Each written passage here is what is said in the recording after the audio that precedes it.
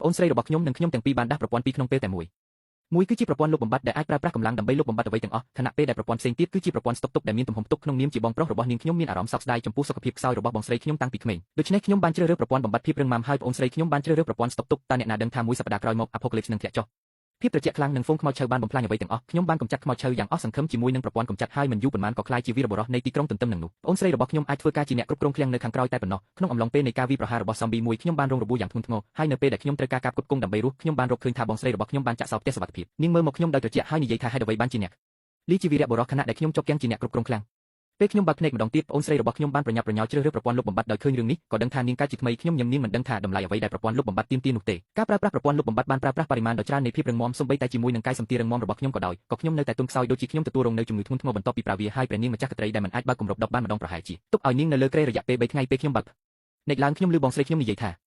FN ខ្ញុំចង់បានមានម្នាក់ដូចកូនក្មេងខ្លាចគេលួចប្រដាប់ក្មេងលេងនាងបានឈានទៅដល់ប្រព័ន្ធលុបបំបាត់ភ្លាមនៅខាងស្ដាំដៃភ្លាមនោះម្រាមដៃរបស់នាងបានប៉ះរូបតំណាងពណ៌ក្រហមនិងស្នាមញញឹមដ៏រីករាយដែលរីករាលដាលពេញមុខរបស់នាងក្នុងមួយជីវិតនេះវាជាវេនរបស់ខ្ញុំដើម្បីក្លាយជាវីរបុរសដែលគ្រប់គ្នាកោតសរសើរពេលនោះនាងសម្លឹងមកខ្ញុំវិញដោយភ្នែកដែលពោពេញទៅដោយការមើលងាយនិងមើលងាយប្អូនប្រុសងងអ្នកមិនទាន់ដឹងទេមែនទេខ្ញុំបានយកសមត្ថភាពខ្លាំងបំផុតក្នុងជីវិតនេះអ្នកនឹងក្លាយជាអ្នកសុំទានខ្ញុំតាមភេនជាអ្នកបានដើរឆ្ពោះទៅរកប្រព័ន្ធស្តុកទុកដែលគេបោះបង់ចោលឆ្លោតើអ្នកប្រកាសថាអ្នកចង់បានវាទេ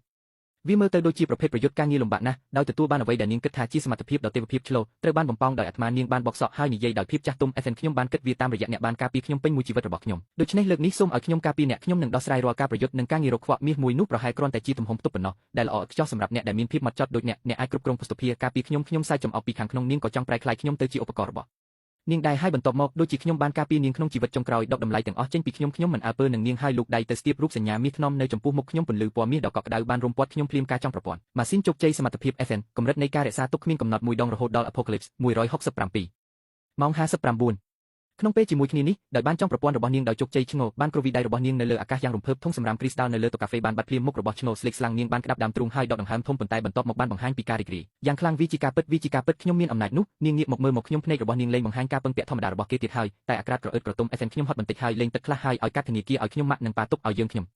រើទៅទិញរបស់ខ្លះដើម្បីរៀបចំទឹកដមរបស់នាងដូចជានាងកំពុងបញ្ជាអ្នកបម្រើសម្លឹងមើលបងស្រីម្នាក់នេះដែលបានរុញខ្ញុំចូលទៅក្នុងទីជ្រៅក្នុងជីវិតអតីតកាលរបស់ខ្ញុំបាននិយាយពាក្យមួយឃ្លីយឺតបោកខ្យល់បានកក្នុងវិនាទីនោះស្នាមញឹមនៅលើមុខរបស់បងស្រីខ្ញុំកាន់តែរឹងមាំហើយនាងថែមទាំងសង្ស័យថានាងបានលឺត្រឹមត្រូវពេញមួយជីវិតរបស់ខ្ញុំបានបណ្ដោយនាងគ្រប់បំណង event តាអ្នកទើបតែនិយាយអ្វីតាអ្នកអន់ចិត្តទេដែលខ្ញុំបានយកប្រព័ន្ធក្រហមប៉ុន្តែខ្ញុំកំពុងធ្វើវាដើម្បីការពារអ្នកខ្ញុំបាននិយាយចេញខ្ញុំក្រោកឈរមើលឆ្លោផងដែរនេះគឺជាផ្ទះរបស់ខ្ញុំអ្នកមានពេល10នាទីដើម្បីខ្ចប់របស់អ្នកហើយចេញទៅតាអ្នកឈួតទេទីបំផុតឆ្លោបានបោះបង់ទង្វើរបស់នាងខ្ញុំបានដាស់សមត្ថភាពខ្លាំងបំផុតតាអ្នកដឹងថាវាមានន័យយ៉ាងណាទេApocalypse មកដល់ហើយមានតែខ្ញុំទេដែលអាចការពារអ្នកបើអ្នកធ្វើបាបខ្ញុំឥឡូវនេះខ្ញុំមិនជួយអ្នកសំបីតែពេលអ្នកអង្វរនាងមានទំនុកចិត្តខ្លាំងពេកដោយគិតថាខ្ញុំនឹងនៅតែដើរមុននាងដូចលើកចុងក្រោយជីវិតខ្ញុំញឹមហើយដើរទៅចិត្តក្លោតាមដាននាងចូលជ្រុងមួយសមត្ថភាពខ្លាំងបំផុតខ្ញុំស្រាប់តែដើរជញ្ជាំងក្បែរត្រចៀកនាងយ៉ាងខ្លាំងឆ្លោស្រែកហើយក្រាបក្បាលនាងសមត្ថភាពរបស់ឯងតើវាធ្វើឲ្យសម្លៀកបំពាក់រលាក់ប៉ុន្មានរបស់អ្នកបាត់ទៅហើយតើអ្នកភ្លេចថាសមត្ថភាពរបស់អ្នកអាចបំបត្តិបានតែមិនបង្កើតអាហារទេក្នុងរយៈពេល7ថ្ងៃសីតុណ្ហភាពនឹងធ្លាក់ចុះដល់60ដោយគ្មានអាហារឬសម្លៀកបំពាក់ទោះបីជាអ្នកអាចលុបបំបាត់អាគារទាំងមូលក៏ដោយអ្នកនឹងបង្កប់និងស្រេកឃ្លានរហូតដល់ស្លាប់របស់ឆ្លោពួកគេញ័រនាងពិតជាបានមើលរំលងបញ្ហានេះប៉ុន្តែនាងបានរឹងភ្លាមហើយស្រែកដូច្នេះអ្វីដែលខ្ញុំអាចយកដោយបង្ខំអ្នកណាមិនព្រមផ្ដល់គ្រឿងផ្គត់ផ្គង់ដល់ខ្ញុំនឹងធ្វើឲ្យពួកគេបាត់ចំពោះអ្នកវិញតើប្រើអ្វីដើម្បីការពារឃ្លាំងដែលខូចអ្នកនឹងនៅតែពឹងផ្អែកលើខ្ញុំអញ្ចឹងទេ